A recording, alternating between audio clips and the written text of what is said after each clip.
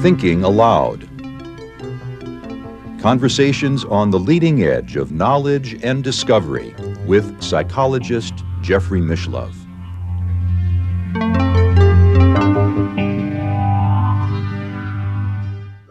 Hello and welcome. I'm Jeffrey Mishlove. Today we are going to explore an unusual topic, an idea of a breakaway civilization. I think viewers will know this is a little bit strange for me, I'll admit. I'm a bit uncomfortable with the topic, but my guest is Dr. Jason Reza Jorjani, my good friend, a brilliant philosopher and scholar.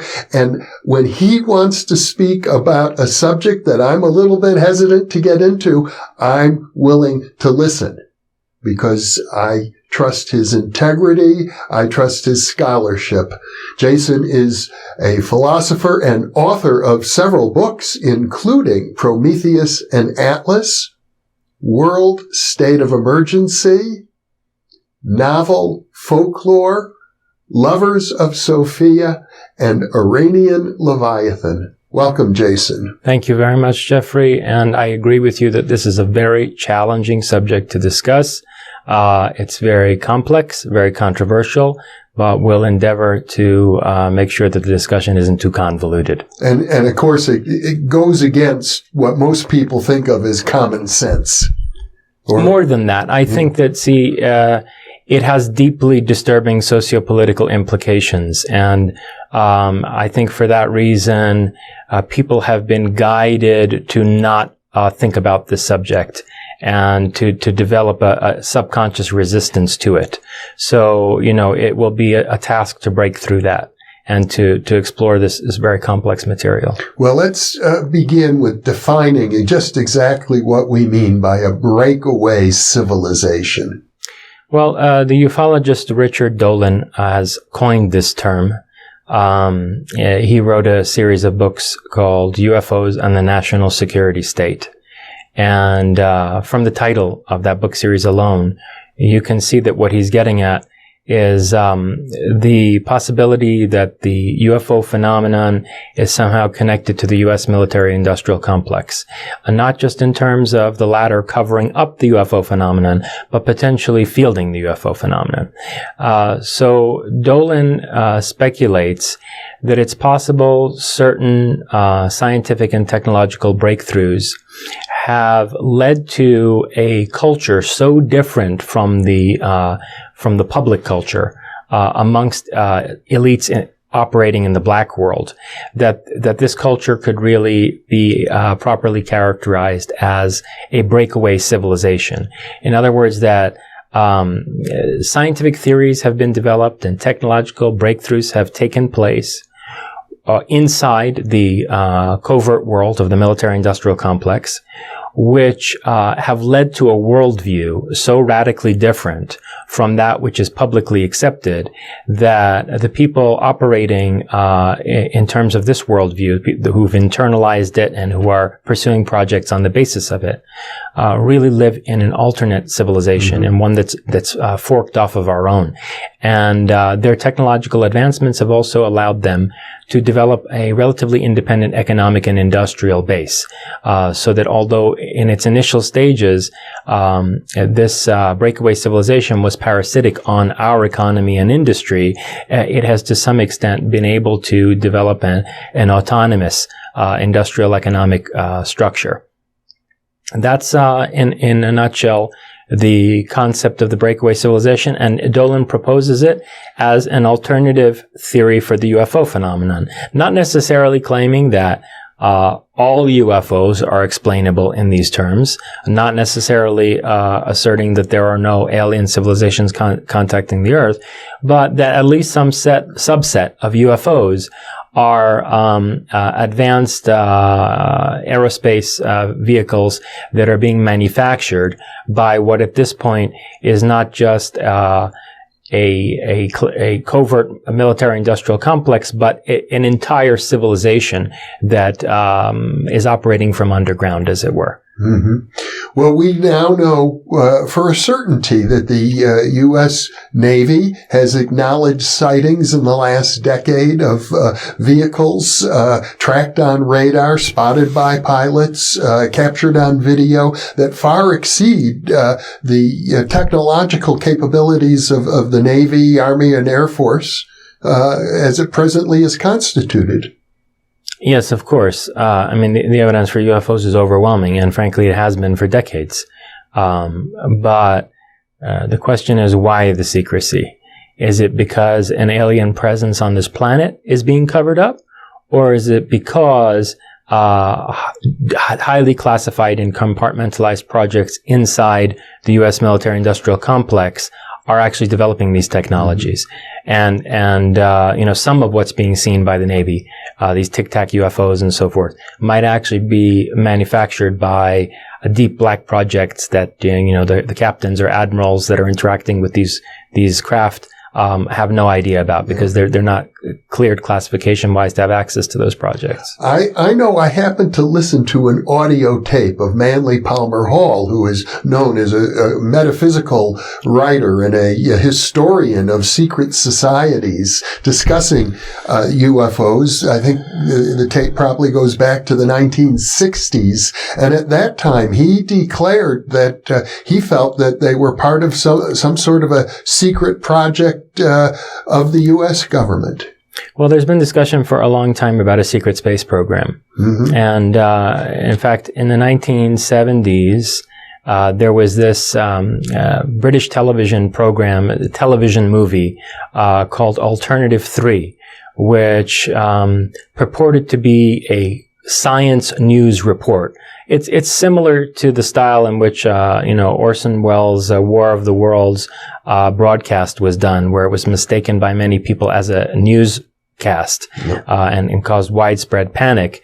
This Alternative 3 was produced in a way to emulate a news investigation, and it was an investigation of disappearing scientists. These scientists from all different fields with various technical expertise were going missing across the planet, and there was this news team trying to figure out, where these people are disappearing to and why.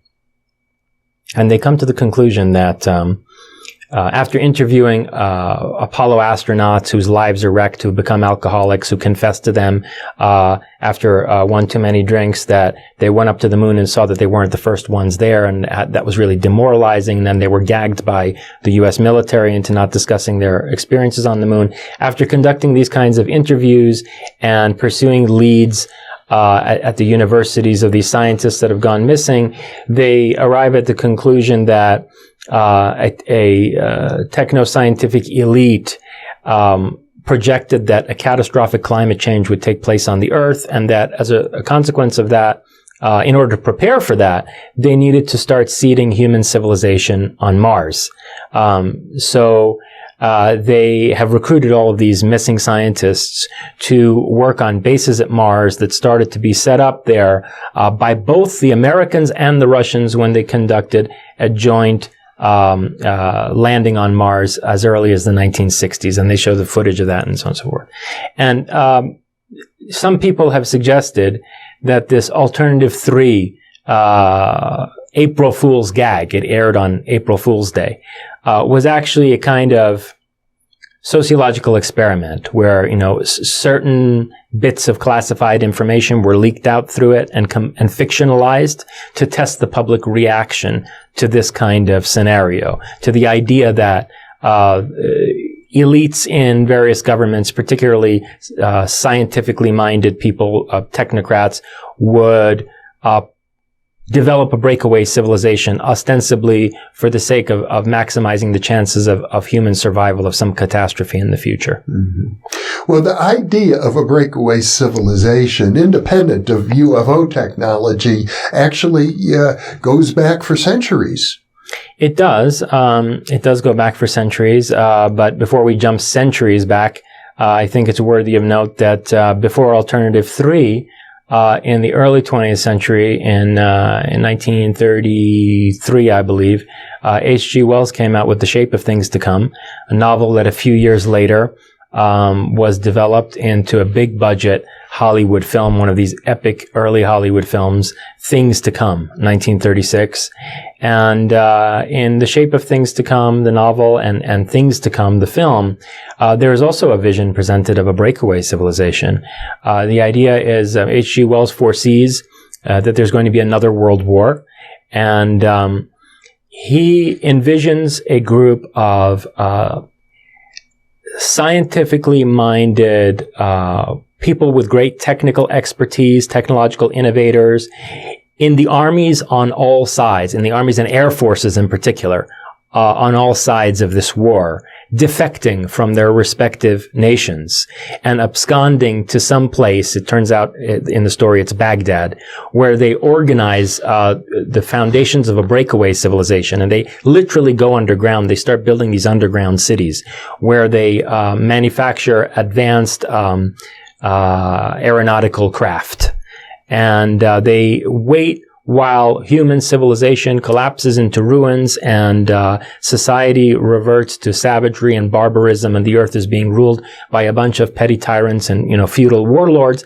And then they reemerge from underground, and these airmen conquer the entire planet and reorganize society on a planetary scale into a utopia governed on the basis of scientific principles. Mm-hmm. And later, H.G. Wells would present this idea in a non-fictional context in his book, The New World Order, which is where that term was coined, a term that later was used by everyone from Adolf Hitler to George H.W. Bush. So the New World Order is the vision of a scientifically governed utopian society. But the first time it was presented was in the context of this novel that envisioned a breakaway civilization hiding away for a certain period of time and allowing society to degenerate so that it could then come back and conquer a ruined planet, rise up from out of the ruins, and reorganize society globally. Mm-hmm. Most utopian novels refer not to a whole civilization, but just to, a tiny community like a commune or Walden 2. Well, as you were saying, one example of that is Francis Bacon's New Atlantis, and this idea does go back hundreds of years. So one example of the type of utopian novel you're talking about is Francis Bacon's New Atlantis in the 1620s, where you have a vision of a breakaway civilization, a group of scientific, philosophical elites who, much like the Guardians in Plato's Republic, who set up a civilization on a hidden island in the Pacific Ocean. And they send out emissaries under false identities to collect all of the scientific discoveries and technological breakthroughs of various countries and bring them back to this island where they are reverse engineered and synthesized and used as the basis for further innovation. Mm-hmm. And the entire island is governed in accordance with a scientific mentality, hell bent on progress, there are these amazing visions, considering the book was written in the 1620s, of skyscraper cities, refrigeration, telephone lines, submarines, in this utopia that has concealed its existence from the rest of the world. And that is one of the earliest visions of the breakaway civilization, and it's worthy of note that the man who set forth that vision was a member of the Invisible College, which would later become the Royal Society of Britain, but which has roots in the Invisibles or the Illuminati.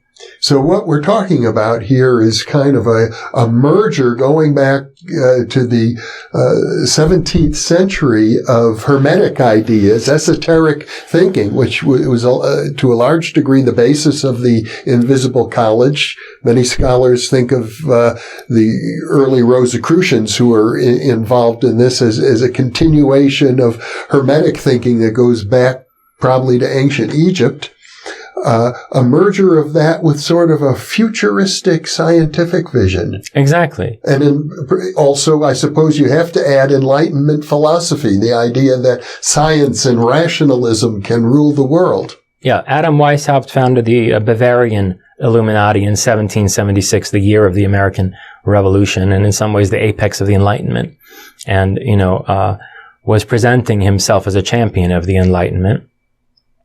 And this was, of course, during the Prussian Empire, the Second German Reich. And what a lot of people, I think, are not familiar with is that, I mean, everyone's aware of the British colonization of the Americas, the French attempt to colonize the Americas in the Louisiana Territory and in Quebec, the Spaniard attempt to colonize America, Mexico, and the southwestern territories that we're in right now, and the Portuguese and Brazil, the Portuguese states of America.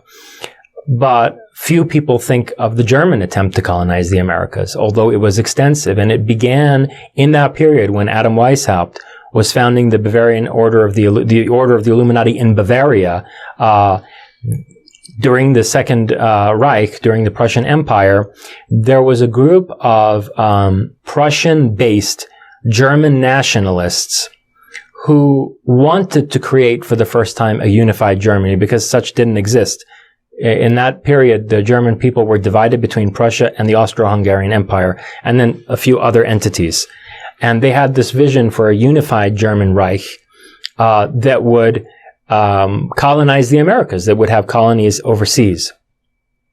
And in the 1800s, they developed extensive colonial territories in Argentina, Paraguay, Bolivia, southern Brazil, all the way up into Mexico. And in fact, in the United States, a large number of German immigrants entered the country at that time, to the point where when we declared war on Germany in the 30s, a fourth of the population of the United States was of German ancestry. Well, I grew up in Wisconsin, so I'm very well aware of the predominance of people of German ancestry in the upper Midwest. Right. So, now, it's not any shocker that you had, these large numbers of German migrants in the United States, but it is shocking to hear accounts from Charles Delschow, who was a German American in Texas in the late 1800s, that he was working with a group of Prussian-backed aeronautical engineers in Sonora, California, to design airships, which were seen flying in Chile and in Venezuela in the beginning, I think, in the 1860s and through the 1880s. And then these airships were witnessed by many people in an 1896, 1897 flap in the southern United States, particularly in Texas. It's well known in UFO lore. Jacques Vallée, for example, writes about it and talks about it quite a bit, but usually not in the context that these were potentially some sort of earthbound technology that existed at the time. Right. Well, the accounts from the airship flap in 1897 are that, these guys would land on farms, and they were people. They were, human pilots dressed fairly normally, and they would ask to be resupplied certain basic goods that they needed, and in exchange, they would sometimes offer to take the farmers on rides with them. One Texan farmer was offered a ride to South America and back at an unbelievable speed. Another farmer who was astounded by this contraption and asked who had produced it was told that it was being funded by New York investors, and that the company manufacturing these airships would soon be publicly declared on the New York Stock Exchange. This is interesting because J.P. Morgan, a New York investment banker, has been tied to these Prussian nationalists, to this group of German nationalists building airships. Delschow called them NIMSA, an acronym that translates from German as Airship Pursuit and Exploration Project Office. Airship Pursuit and Exploration Project Office. And J.P. Morgan was the New York-based investor in this group. And J.P. Morgan also later engaged in a business venture with John Rockefeller and Allen Dulles that was responsible for funding the rise of fascism in Europe, both in Nazi Germany and in fascist Italy. J.P. Morgan had a long-standing involvement with German ultranationalists. And he seems to have been the funder of this airship venture, which is interesting considering the fact that J.P. Morgan was also the principal financier of Nikola Tesla's World Wireless project. And when you look at the concept drawings that Tesla did for World Wireless, there are these airships crossing the skies powered by his free energy system. Now, I mentioned that Morgan went into business with Rockefeller, and the two of them, together with future CIA Director Allen Dulles, were funding the rise of Nazism in Germany. Rockefeller was also one of the early oil magnates. So Rockefeller was intent on developing this petroleum-based non-renewable energy platform that could really be capitalized on. And a free energy system of the kind that Tesla was developing, World Wireless, would have been a serious threat to that. So it appears that Morgan bought the patents for this, that his investment in Tesla was for the sake of buying the patents to this system and burying it so that it could be exclusively controlled by these NIMSA folks. And someone who wants to really look into the subject should read Walter Bosley's books, formerly worked with the Air Force Office of Special Investigations and has done extensive research on Del Shao and NIMSA and the connections to Morgan and New York investors and so forth. You mentioned Del Shao several times as a key person. Do you have any more information about his background? Who is he? Well, he was a German immigrant who evidently was hired by enlisted by the Sonora Aero Club to do technical drawings of the arrows. This is what they called them, the arrows that they were building. And these drawings they're really peculiar and interesting.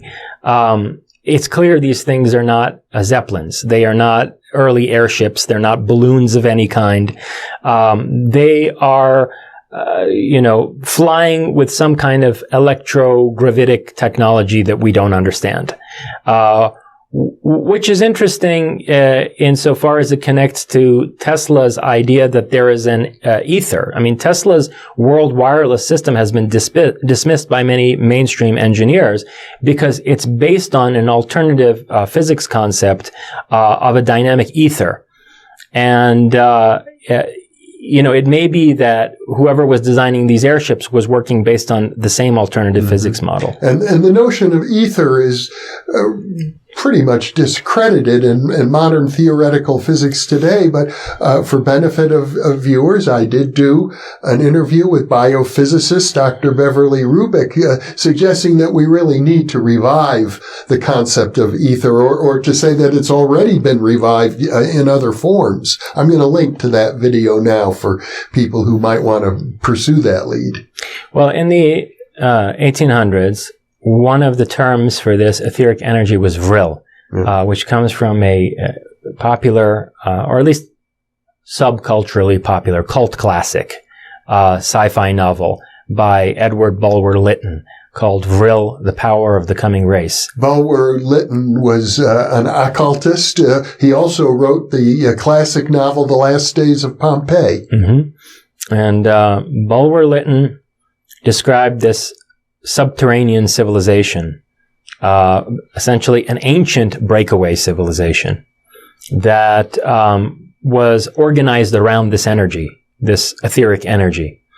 And this idea of Vril and of a society organized around Vril was the inspiration to Baron Rudolf von Sebottendorf when he founded the Thule Society in Germany in 1917. And the Thule Society in Germany was the cradle for the German National Socialist Workers' Party.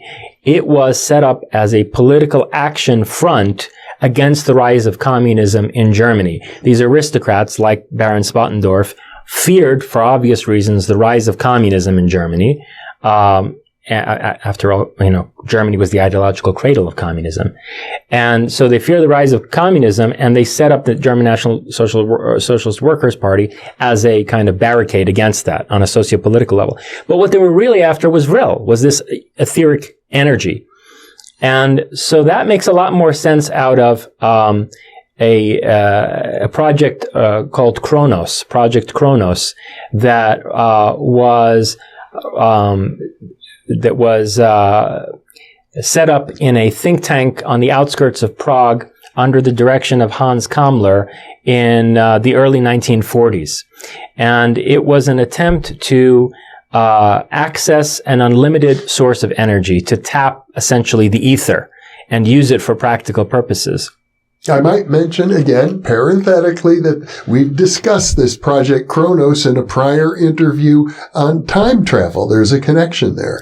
Right. I mean, the name of the project suggests that, even if this was an attempt to tap etheric energy, that the shearing of space-time that takes place when the zero-point energy vortex is opened also affects time.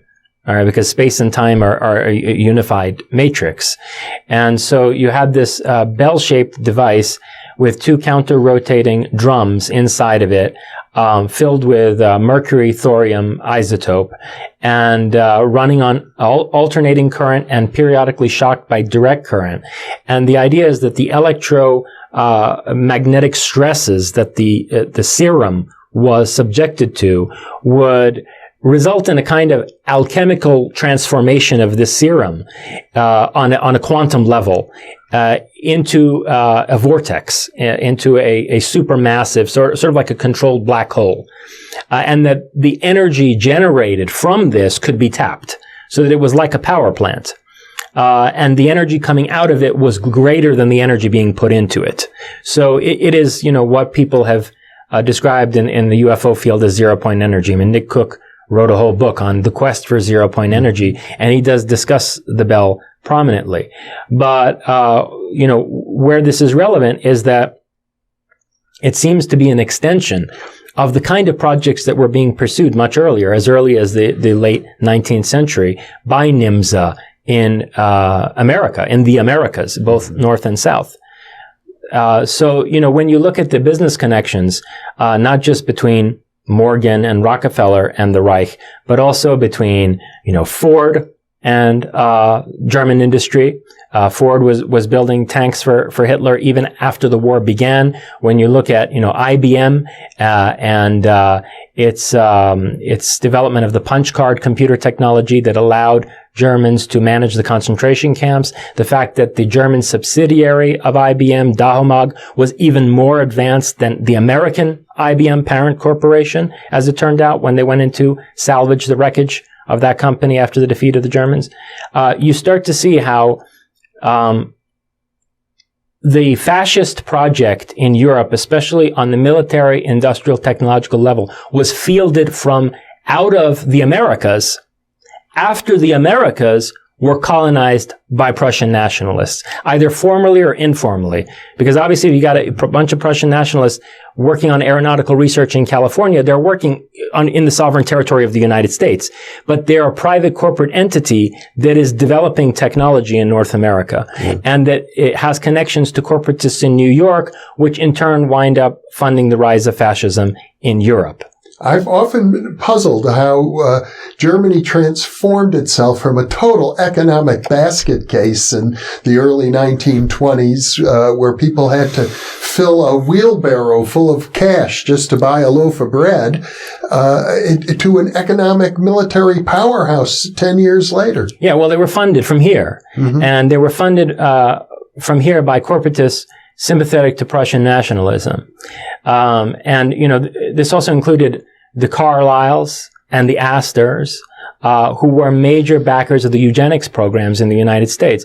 Adolf Hitler idolized the American eugenics program and thought that Germany was falling behind America in the quest to create a master race. The idea of using eugenics to engineer a Superman of the future is an American idea. And this wasn't because of our constitutional structure. This wasn't done on a federal level. Various states had different laws regarding eugenics, and these state laws in the U.S. were the model used by the Nazis for their eugenics program. So you had people like the Carlyles, the Astors, Rockefeller himself, as backers of eugenics, and as people who inspired the eugenics programs in Europe. Rockefeller University in New York was one of the early eugenics research institutions. So my point is that you had a transplantation, there was a transatlantic nexus that's military, industrial, and scientific, developing as early as the late 19th century, and ultimately yielding the German military-industrial complex of the 1940s. And then that was harvested in 1945 by the United States. Operation Paperclip imported thousands of German scientists from various fields, not just rocket science, into the United States. People as prominent as Wernher von Braun, who was made the head of NASA and took us to the moon, ultimately. The majority of the scientists at the upper echelon of the Apollo program were former Nazis. And high-ranking Nazis, like Kurt Debus, for example. It wasn't just von Braun. He staffed his planning group for the Apollo program with his former Nazi colleagues. And the man himself, von Braun, wasn't your average card-carrying member of the party. He was an SS major responsible for building rockets inside mountains using slave labor to drop on civilian populations. This is the man we brought to the United States and allowed to run NASA and take us to the moon. So when you see that degree of import and harvesting of the Nazi military-industrial complex, you can start to see what President Eisenhower was worried about and what he was trying to warn the American people about in his farewell address when he talked about the unwarranted seizure of power by the military-industrial complex. The unfortunate thing is that it's not just the military-industrial complex, it's also our intelligence apparatus. The National Security Act of 1947, which, going back to Richard Dolan and his UFOs in the National Security State, Dolan places a lot of emphasis on the National Security Act of 1947 and how it transformed the American Republic and compromised our constitutional system. That act resulted in the creation of the CIA, okay? And the Central Intelligence Agency was literally constituted from out of a merger between the OSS, the wartime American intelligence, and the Gehlen Organization, a Nazi spy network in Eastern Europe run by General Reinhard Gehlen. As the Soviets were advancing toward Berlin, these territories that for some time during the war were held by Nazi Germany in Eastern Europe, were home to a network of Nazi spies, directed by General Gehlen. And this entire network was imported lock, stock, and barrel into the United States, and co-constituted the CIA at its foundation. So that ultimately, you have CIA directors like George Herbert Walker Bush, whose father, Prescott Bush, was one of Hitler's chief financiers in America. Now, in addition to that, I have to trust that this information is accurate. We haven't reviewed all of your sources. As I recall, Prescott Bush was a senator. Yes, so he was also a businessman who was responsible for funneling funding from organizations like the German American Bund to the Nazis, to basically, concentrating and funneling support from America for the rise of fascism in Europe. Well, I know there was a lot of support in the United States for the Nazi regime prior to the onset of America entering the war.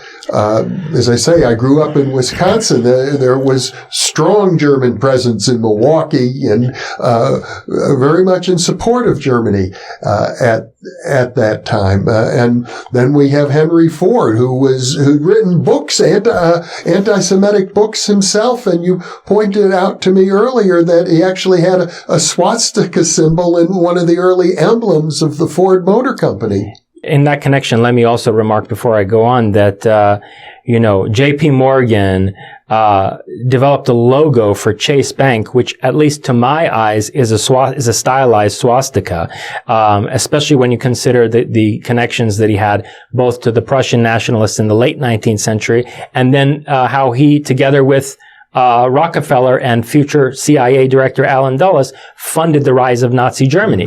Mm-hmm. Chase is a German word, Chasse, meaning the hunt.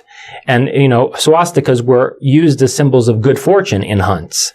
So, at any rate, and also Nimza, as you had pointed out to me earlier, has that idea of hunting and pursuing. Yeah, the first letter in Nimza, which is, the second letter in Nimza, which is pronounced in German as a Y sound, but is written with a J. Jagdflugzeug. Jagdflugzeug, it means hunting, flying, literally. It idiomatically translates as pursuit, exploration, but it means hunting, flying. And so they're on a hunt in South America, a hunt for resources, to mine South America of its resources, and to hunt territory, to grab hunting ground. Okay, and this is the hunting ground that post-1945 they conveniently escaped to. So, people who study the Nazi relocation to places like Bariloche in Argentina in the late 1940s tend not to consider the fact that this entire area was colonized by the Germans in the late 19th century. They bought 15,000 acres of land in Bariloche around 1900. The peak of their colonization of Latin America was in the late 19th century, in the 1880s, 1890s. So my point is this, with respect to the idea of a breakaway civilization, that when Operation Paperclip imported thousands of hardcore Nazis into the United States, and intelligent ones in every scientific field, and when the CIA, our principal intelligence agency, was developed through a synergy with a Nazi German intelligence network in Eastern Europe, a foreign entity embedded itself into the deep structure of the United States, something which today is referred to as the deep state. And so when you suggest, as someone like Richard Dolan has, that black projects may be the source of UFOs, that the military-industrial complex of the United States may be responsible for the UFO phenomenon, you have to really ask yourself whether that's the United States or whether it's American in any coherent sense.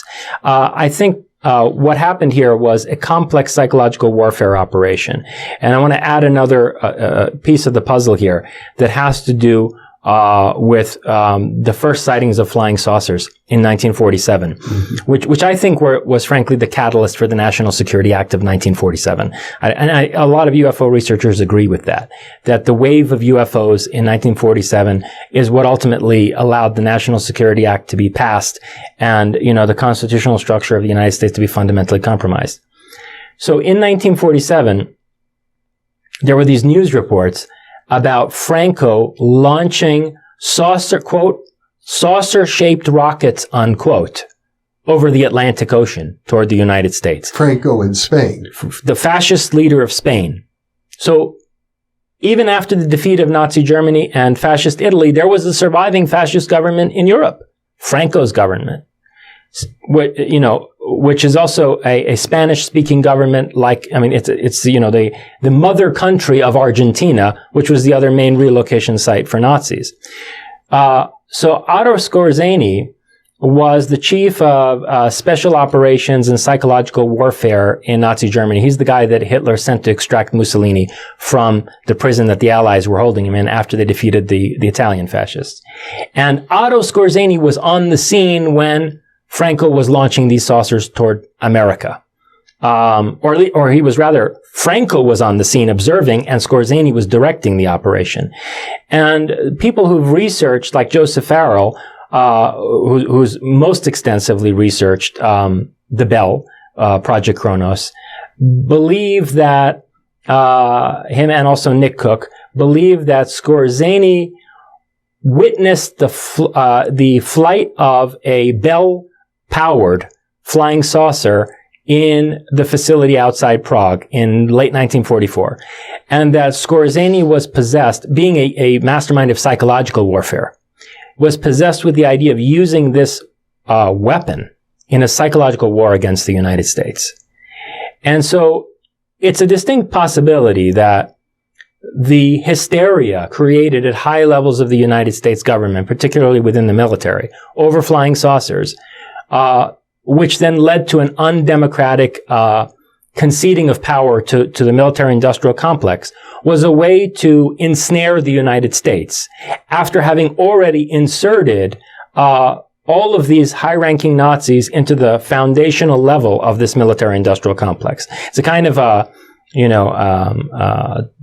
double-headed beast, a kind of hydra that is attacking America from two directions, both from the inside through the Nazis that have been imported and from the outside through an apparent alien threat, resulting in the creation of this highly classified, deeply underground military-industrial intelligence complex, which eventually yields a breakaway civilization, but one that's motivated by a fascist ethos and one that can't in any legitimate way be described as American, and certainly isn't under the democratic control of the American government. So you're suggesting that possibly the flying saucers first reported around Mount Rainier in 1947 in the United States that led to this whole big UFO flap might have been related to these vehicles that Franco was launching. Well, and I'll tell you why. Because the saucer airframe was arrived at in German aeronautical technology as a result of a very practical engineering problem, which is called the suctioning of the boundary layer. A pocket of air develops around the wings of an aircraft flying at high speed, and this air resistance impedes maneuverability. So they would build slots into aircraft to try to suction this air off of the wings and help increase maneuverability in dogfights and so forth. And eventually, Victor Schauberger came up with an innovative airframe design with suction slots all around it, an airframe with no wings that would be disc-shaped and that would suck in the boundary layer of air in all directions through these vents and provide ultimate maneuverability. And people who have researched this have suggested that the flying saucer which initially was rocket powered. They had a set of circularly placed rockets underneath these airframes in the early prototypes. Mm-hmm. But the suggestion is that the end result of this research trajectory was to fuse the Bell as a power source with this saucer airframe and create, the flying saucer. Something related to 0-point energy rather than rockets. Exactly. Yeah. And Corso, in The Day After Roswell, describes the technology. Colonel Philip Corso, who was the head of the Foreign Technology Division of the Pentagon, responsible for reverse engineering technology seized from foreign powers. He describes the wreckage recovered from Roswell, the kind of technology that was retrieved and reverse engineered and farmed out to various U.S. industries. And people familiar with the German advanced research, like Joseph Farrell, who've looked at Corso's descriptions of this technology, have pointed out that none of this stuff seems particularly alien. You have things like Kevlar. This is what Corso describes. Kevlar, night vision, lasers, metal that's perforated, so that you can blow through the metal and feel your breath on your hand on the other side of the metal. And all of these kinds of technologies were science fictional in America and everywhere else in the world in the 1940s, but they were the edge of German research in 1944-45. Night vision was being fielded experimentally by the German military in 1944. So was Kevlar, and a lot of these Velcro also was apparently discovered in the wreckage in Roswell. These are not the kind of technologies you expect from some alien civilization thousands of years ahead of us, but they are technologies consistent with the state of the art in Nazi Germany. And so it is possible that the reason that Roswell was, that, there are multiple layers to the cover story of Roswell. Of course, the weather balloon story, the Project Mogul story. But it's possible that the alien crash story is also a cover story. It's a little strange that they would even have announced that they captured a flying saucer in the first place before then covering it up, right? And one possible explanation for this is that in 1945, in 1947, a few years after the war's end in 45, it would be devastating to admit to the American people that some incredibly competent group of scientists and engineers had escaped the collapse of Nazi Germany and were operating from out of Argentina or who knows where else, with a capability of launching these advanced aircraft into the sovereign airspace of the United States. And it's worthy of note that Roswell, at that time, Roswell Army Air Base, was the only facility on the planet housing nuclear weapons. So this was an incredibly sensitive American military facility that may have been being surveilled by this, extraterritorial survival of the Reich, this incipient breakaway civilization. I guess another element of this whole story is the work of Dr. Stephen Greer and his Disclosure Project. Yeah, I mean, there are certain testimonies that Greer amassed in the Disclosure Project from people working in industry and various branches of the military that support the idea that there's a breakaway civilization. You've had statements from people like Ben Rich, the former, the CEO of Lockheed, shortly before his death, to the effect that we already have the technology to go to the stars, to bring ET back home, but it'll never be released. And you have a variety of people who participated in the Disclosure Project offer testimony that they worked on reverse engineering some kind of very advanced technology that they presumed was alien. But who knows what the source actually was, whether these were things that were being retrieved from a breakaway civilization, or whether they were simply being tested by a breakaway civilization. And the technicians working on the projects were led to believe that they were dealing with alien artifacts. Well, I think another piece of the puzzle, which is really worth getting into, are all of the very, very popular novels of Ian Fleming. I'm talking about the James Bond series, where you really have quite a lot of detail about, these stateless, powerful, secret organizations engaged in international intrigue. Ian Fleming was a British intelligence agent who was involved in the evacuation of Martin Bormann, the chief financial mind of Nazi Germany, from out of Germany. After his death was faked 3 times. There are 3 separate accounts of how this man died. But he was writing checks in his own name through Chase Manhattan Bank in Argentina in the 1970s, and appears to have been the financial mastermind of this extraterritorial post-war fascist international. And Ian Fleming, in his Bond novels, describes a shadowy cabal called Spectre that is a third power in the world besides the United States and the Soviet Union. And in fact, this, the metaphor is given that, like, the United States and the Soviet Union are like fighting fish, and Spectre is like a cat waiting for them to tire themselves out, for one to eat the other, and for the one that's won to be exhausted so that the cat can then devour the remaining fighting fish. And it's a metaphor for the relationship between the extraterritorial fascist international, Spectre is, and its relationship to the United States and the Soviet Union. And so what you have to wonder is,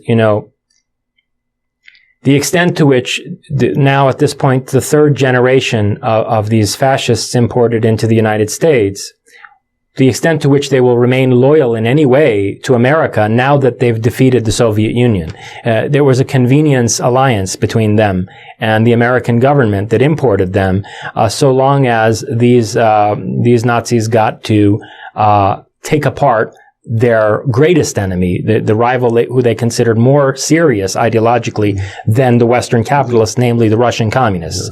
And the Soviet Union collapsed in 1991. And lo and behold, a decade later, our military industrial intelligence complex has entangled us in this war in the Islamic world. This catastrophic ideological conflict, which poses a grave threat to the survival of the United States if it's allowed to continue for a very long time.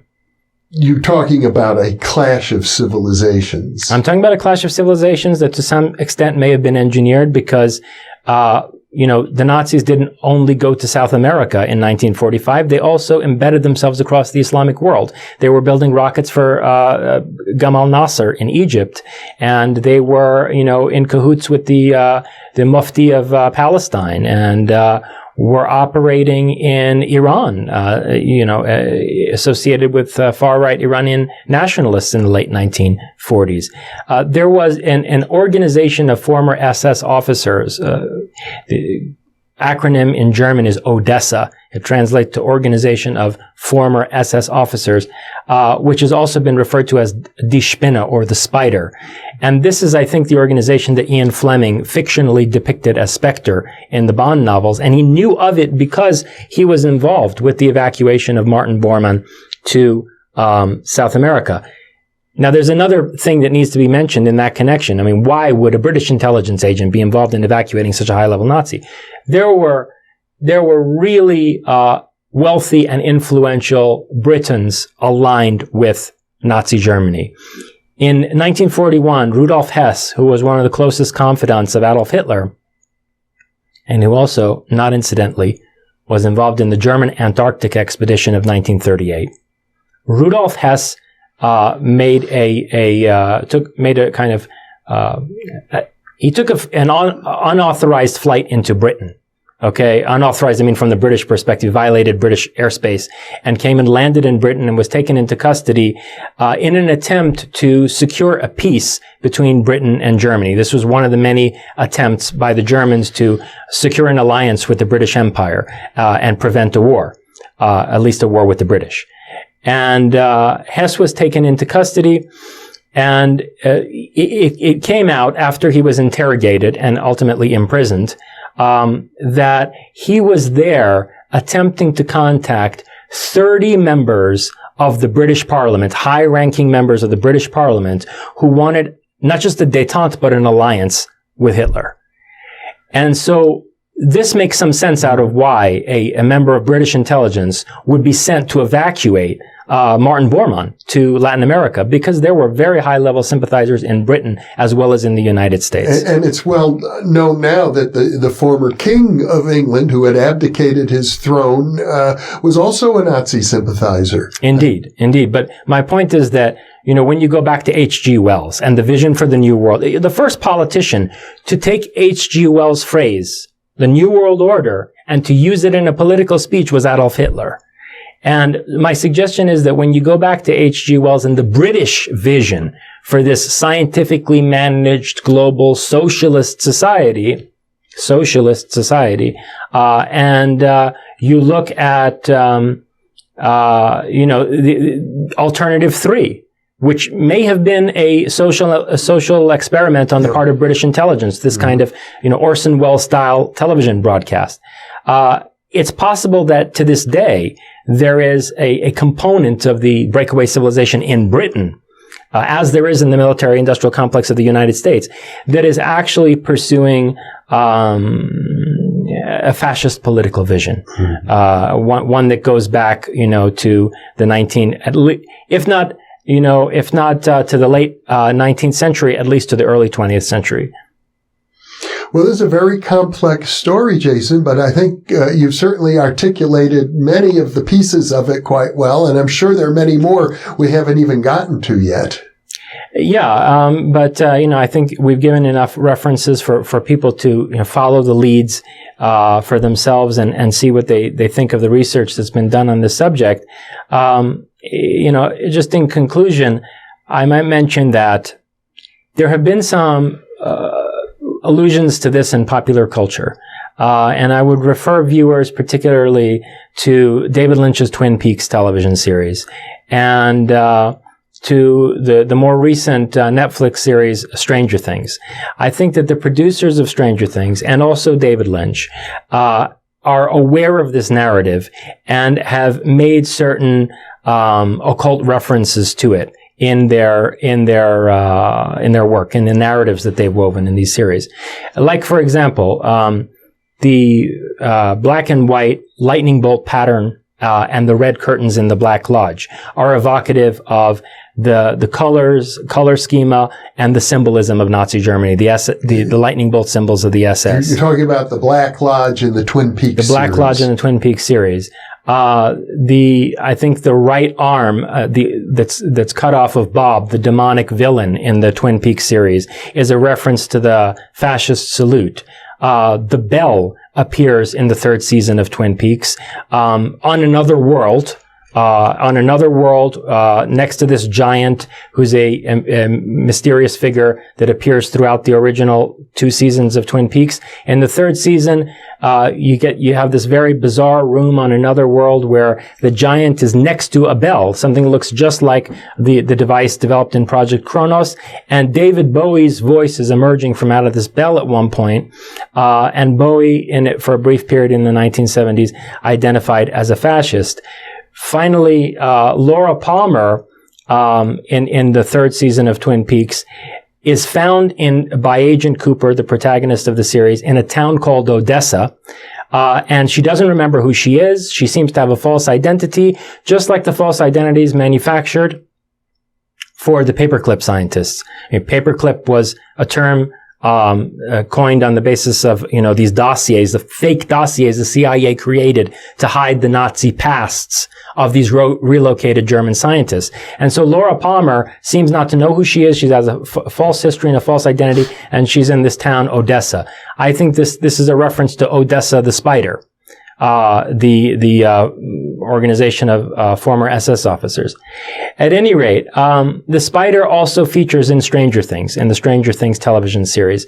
The Mind Flayer spectral creature that's trying to take over the small American town of Hawkins, Indiana, is depicted as a giant spider with lightning bolts crossing the red sky in the background of this creature as it, looms over the town.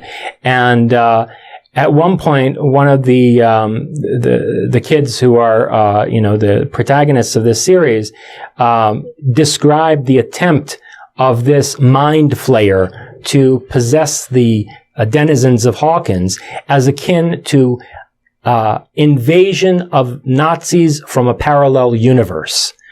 And, there's also a reference in the series to needing to water down a narrative when it's too disturbing for the public to be able to swallow. There's a conspiracy theorist character in the series who's obsessed with Russian infiltration of America, and at one point he gives a lecture to some of the adolescents who are the main characters in the series about how when the public can't handle a shocking discovery about, the unethical activities of the government, the operations of the black world, you need to water it down into a narrative that's consumable. And I think that the Duffer Brothers who produced this series have done exactly that, that they have a sense of what's really going on in the military-industrial complex. The military-industrial complex is really the boogeyman of this series. They have a lab on the outskirts of Hawkins, and they're trying to penetrate into the dimension that this spider is coming from out of. But by doing so, they're actually opening the channel for it to take over from underground. So there are these references in Twin Peaks and Stranger Things and in other popular cultural works, the recent television adaptation of Philip K. Dick's Man in the High Castle, to the idea that there is a hidden fascist power that's attempting to colonize our world, that has formed a breakaway civilization which is waiting to rise up over the ruins of our known civilizations. Well, I think there's an irony here that relates to you personally, Jason. You've been publicly accused of being a genocidal maniac Nazi in an article that was published on the New York Times website that pretty much destroyed your academic career or even any possibility of having an academic career. Now, we've just spent the last hour or so talking about the dangers of fascist and Nazi influence in some sort of an underground breakaway civilization.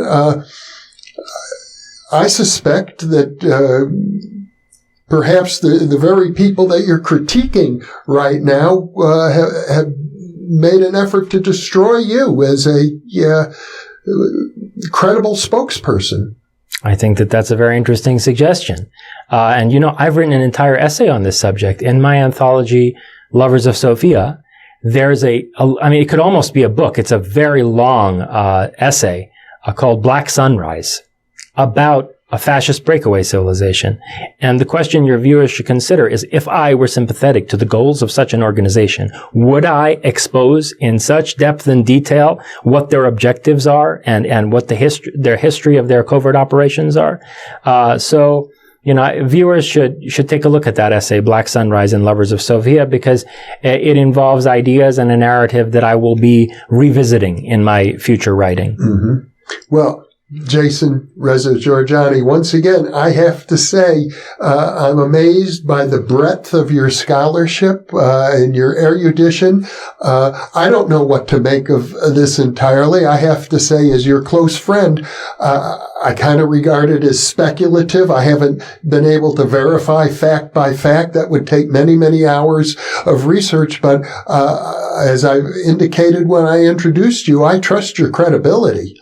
And I urge the viewers to do that. I also want to urge viewers to take a look at the comment section under this video, where we're going to link to a GoFundMe page.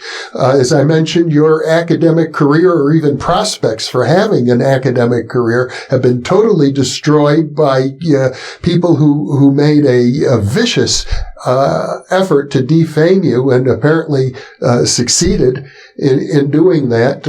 You want to continue to write and to publish and to be a public spokesperson for very important ideas that you've been exploring. I regard you as one of the most brilliant scholars I've ever known. What's important for you right now is to have a public base of support. So I want to encourage our viewers to contribute generously to the GoFundMe page so that you can continue the important work that you're doing. And once again, I want to thank you for being with me, Jason, and I'm very heartened that while you're here in Albuquerque, we still have a few more interviews to do. Thank you, Jeffrey, for taking the risk of putting this information out there so that viewers can follow the leads themselves and assess the evidence for this, in their own time and weigh the implications of it in their own consciences. And thank you for being with us.